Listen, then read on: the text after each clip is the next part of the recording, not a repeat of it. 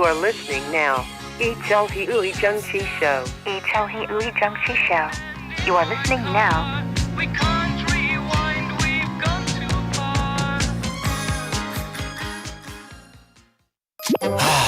매출을 어쩐다? 판촉물을 고려하라.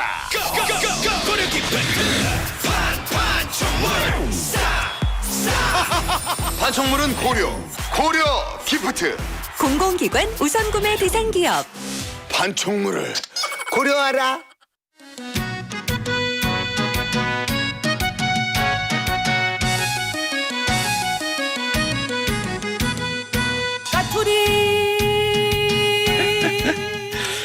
서초동 까투리 김태현 변호사와 이한석 SBS 기자 두 분과 함께합니다. 두 분 어서 오십시오. 안녕하십니까. 안녕하세요. 예, 보는 라디오로 보신 분은 좀 전에 이한석 기자가 벌떡 일어나서 뭘 한 거지? 라고 궁금해하실 것 같은데 뭐 하신 겁니까? 제가 요즘 운동하고 있습니다. 제가 요즘 다이어트를 하고 있는데 아주 입이 간질간질하네. 제가 봤을 때는요. 예.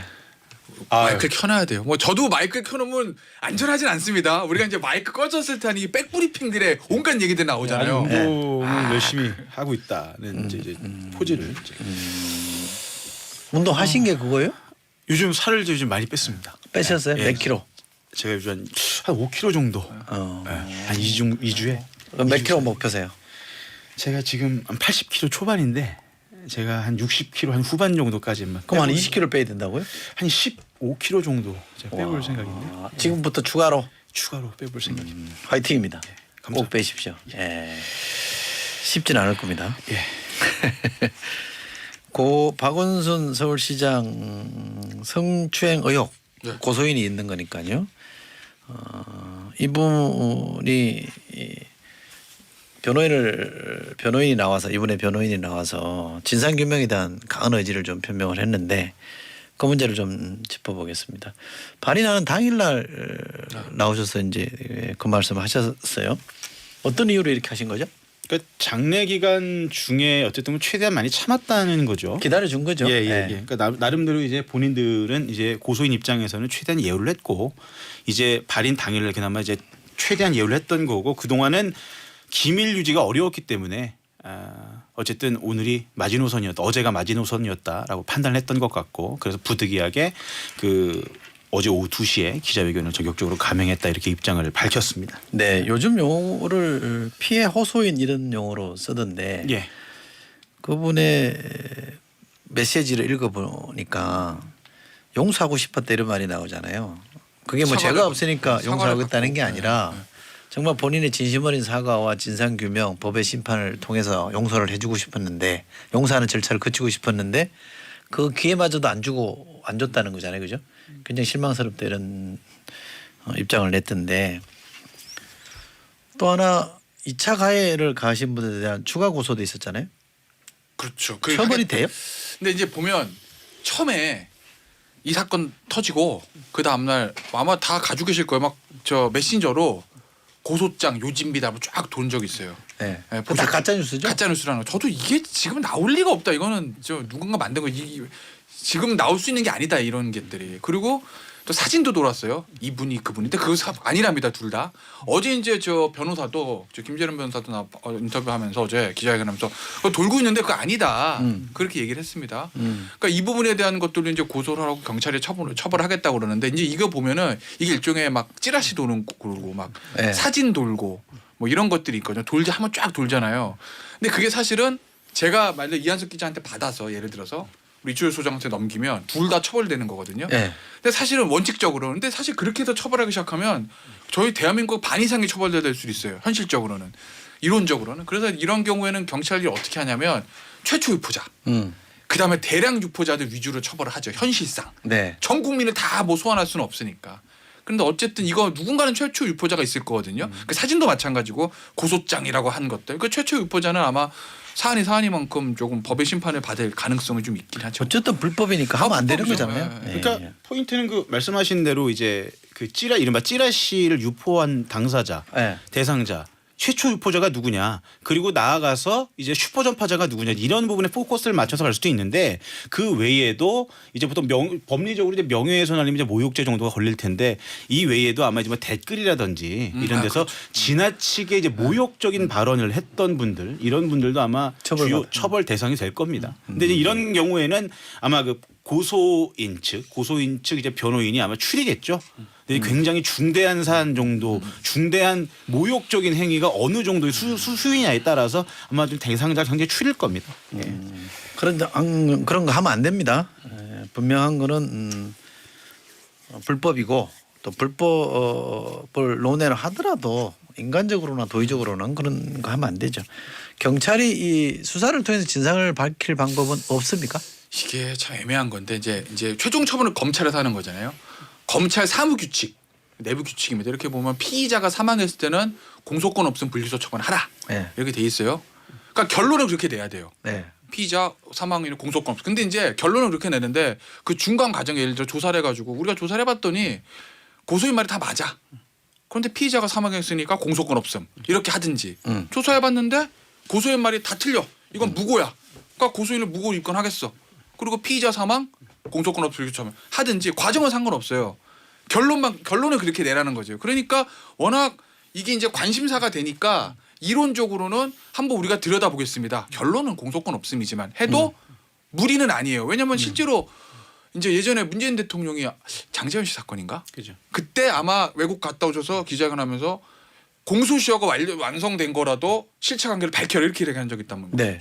공소시효 만료도 똑같아요. 그것도 결론은 공소시효 만료됐으니까 공소권 없음 불기소 처분이지만 우리가 조사해봤더니 실체는 이런데 뭐 처분은 공소시효 만료, 공소권 이렇게 할 수도 있는 거거든요. 네. 이론적으로는 되는데 어떤 문제가 있냐? 예전에 대통령이 얘기했던 공소시효 만료는 다 어쨌든 그 피의자격인 사람이 살아 있었어요. 그러니까 조사가 실체적 진실을 발견한 조사가 가능했던 거죠. 물론 그 사건 같은 경우에는 피해자는 오히려 반대예요. 지금은 그렇죠. 피해자는 반대죠. 사망했지만 가해자격인 사람은 살아 있었다는 거죠. 그렇게 됐는데 그런데 이 사건은 일단 고소인의 주장은 다 나왔습니다. 그런데 이제 피의자격인 박원순 시장이 없기 때문에 피의자 얘기를 들을 수가 없거든요. 네. 그래서 실체적 진실을 수사적으로 발견하는 조금 실질적인 한계는 있을 수는 있어요. 네. 다만입니다. 지금 정확한 내용을 알 수 없는데 여러 개거든요.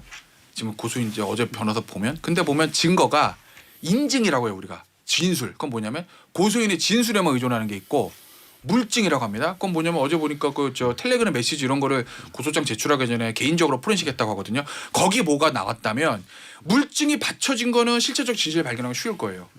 근데 다만 이제 진술만 있는 거는 조금 어려울 수는 있죠. 어제 우선 네. 기자회견 보면 좀 포인트는 전 이 부분 같아요. 그러니까 뭐냐면 그 서울 박원순 시장이 알았다는 거잖아요. 네. 알았다고 이제 고소인 측 변호인은 이제 주장을 하고 있는 건데 그럼 박원순 시장이 어떻게 알았느냐? 이제 거의 경찰이 박 시장에게 알려줬느냐? 또는 경찰이 청와대에 보고했다고 주장을 하는데 그러면 또 다른 채널에서 박 시장이 본인이 고소당한 사실을 인지했느냐? 이제 이 부분이 포커스인 것 같아요. 그렇다면 네. 도대체 이 과정에서 어떻게 이렇게 내밀한 정보가 박 시장 측에게 전달이 됐으며 이 사실이 어떻게 전달이 됐는지. 그러니까 이 부분 또 하나는 이 고소인은 본인이 피해 사실을 호소를 했는데 도대체 이 과정에서 서울시가 어떤 역할을 했느냐. 그러니까 방조죄 부분은 저는 한번 살펴볼 필요는 있을 것 같아요. 그러니까 이 직접적으로 이 성추행 성범죄 사건과 관련 의혹과 혐의와 관련해서는 당사자가 사망했기 때문에 공소권 없음 처분을 받았지만 그와 관련된 뭐 별건으로 방조죄라든지 그밖에 뭐 공무상 기밀 누설 의혹에 대해서는 수사가 진행될 수도 있겠다. 저는 이렇게도 보입니다. 김태현 변호사님 네. 만약에 가상으로 가상으로? 누군가가 저에게 와서 내가 누구로부터 성추행을 당했다라고 저한테 얘기를 했단 말이에요. 네. 근데 제가 그냥 혼자 알고 네. 말았어요. 네. 법 위반이에요? 그렇진 않아요.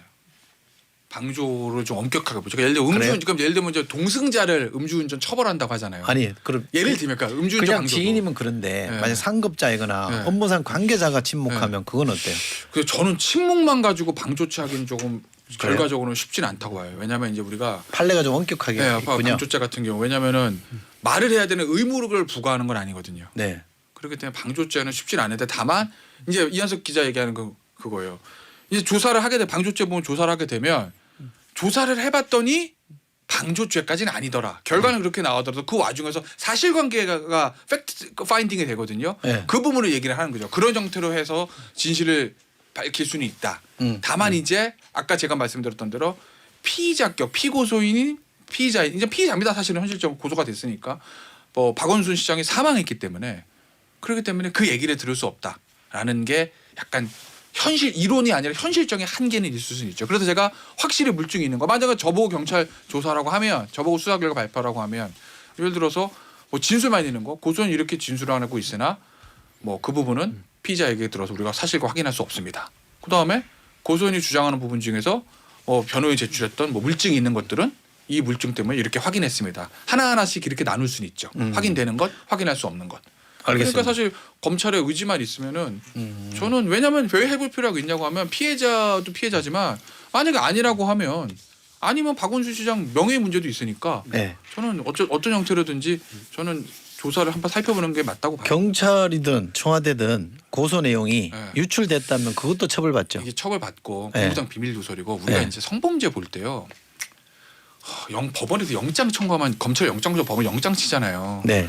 법원에 영장 발부할 때 여러 기준들이 있거든요. 그 중에 가장 중요하게 보는 기준 중에 하나가 가해자, 그러니까 네. 이제 피의자입니다. 피의자가 피해 여성 고소인 압박하고 네. 회유하고 이겁니다. 네.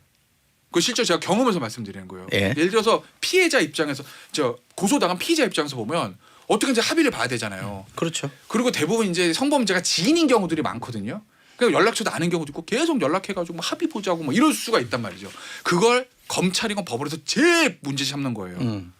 회유와 압박이 있을 수 있다. 진술법을 가능성이 있다. 그러니까 피해 여성하고 피의자하고 완전히 차단시키고 분리시키는 게 이게 이제 수사의 제일 원칙이고 법원에서도 영장 발부 기준을 그거 되게 중요하게 보거든요. 그러면 똑같은 사안에 여기 들어오면 이것도 어떤 형태로든지 수사한 첫날인데 네.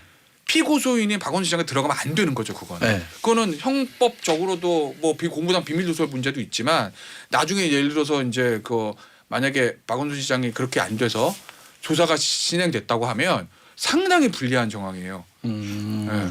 그러면 검찰을 취재하고 있는 우리 이한석 기자가 보기에 검찰이 이 고소 내용 유출된 거 네. 또는 방조 네. 이 부분에 대한 수사에 나설 가능성이 있어요? 분위기 어때요? 경찰이 하겠죠. 경찰이 한다. 경찰이 자기들이 했다면 누설했을 수도 있는데 아니 어쨌든 이거 지금 수사의 주체는 경찰이잖아요. 별건이잖아요, 이거는. 아니, 그러니까 별건이라고 하더라도 검찰은 지휘를 하고 네. 이 정권 들어와서 수사는 지금 경찰 보고 하라고 하잖아요. 직접 수사 많이 하잖아요. 직접 수사는 이제 위에서 결단을 하셔야 되겠죠. 장관께서. 추미애 장관께서 수사 지휘를 하셔야 되겠지. 살짝 디스하시는 것 같은데. 아니. 네. 그런 게 아니라 진짜로 그런 거죠. 경찰에서 수사 지휘를 받아서 이제 뭐 검찰에서 이제 하라고 지시를 받아야 될 것 같은데 검찰 내부에서는 아직 이와 관련된 뭐 전혀 움직임이 논의가 없어요. 없고 근데 사실은 이 공무상 기밀 누설 여부 확인은 굉장히 간단한 문제입니다. 왜냐하면 그 박원순 시장 휴대전화 도대체 통화 내역 그냥 확인만 하면 되는 거예요. 네. 이거는 굉장히 간단한 문제입니다. 그러니까 그렇게 복잡하진 않고 근데 이제 과연 그 문제까지 들어갈 수 있느냐 이건 또 이제 또 다른 영역의 이제 문제인 것이죠. 그래서 아마 뭐 수사기관에서 아마 좀 골치가 좀 아플 것 같습니다. 이한석 기자 말씀을 듣기에는 제가 좀 오버하는지 모르겠는데 검찰은 하고 싶은 생각이 있을 수도 있으나 위에서 막을 수도 있다 뭐 이런 뜻으로 읽히네요. 아니요. 그거 아닙니까? 저는 그렇게 생각하지 않아요. 저는 제 말은 그런 게 아니라 어쨌든 대한민국 제2의 선출직이잖아요. 서울시장이면 정치적으로 굉장히 민감한 사안인 것이죠. 네. 민감한 거물급 인사의 사망 사건인데 네. 이 사건을 가지고 검찰이든 경찰이든 수사기관이 수사를 한다.